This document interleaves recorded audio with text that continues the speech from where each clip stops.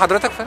أسامة الملاح، صحفي بوكالة أنباء الشرق الأوسط. أستاذ أسامة، إحنا فين دلوقتي يا فندم؟ احنا طبعا في المنطقة الجنوبية للقناة الجديدة، منطقة التلاقي ما بين القناتين، القناة الحالية قناة السويس والقناة الجديدة الجاري حفرة.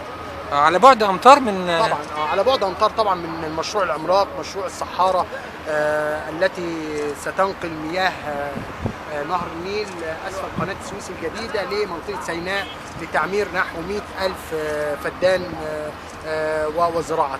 احنا شايفين عملية تدبيش بتتم هنا؟ طبعا عمليه التدبيش طبعا بتتم على قدم وساق، ويمكن اللواء كامل وزير اكد ان تم تدبيش 18 كيلو من اصل 100 كيلو على جانبي القناه الجديده.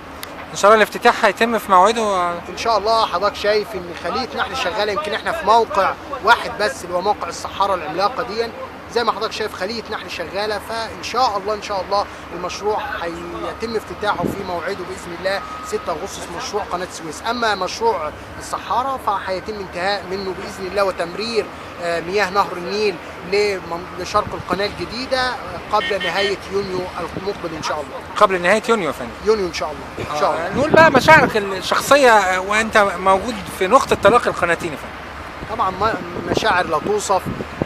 اشعر بالفخر والاعتزاز ان انا مصري فعلا. مصر تمتلك مقومات كبيره جدا للاقتصاد والتنميه، مصر تمتلك مقومات تجعلها من افضل دول العالم تقدما.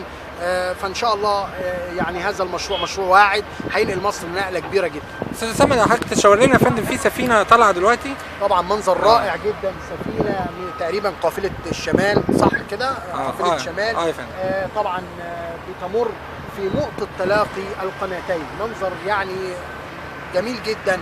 ادي القناه الجديده، المشروع طبعا ده مشروع الصحارى اللي شغالين فيه، وادي قناه السويس الحاليه اللي بتمر منها احد السفن.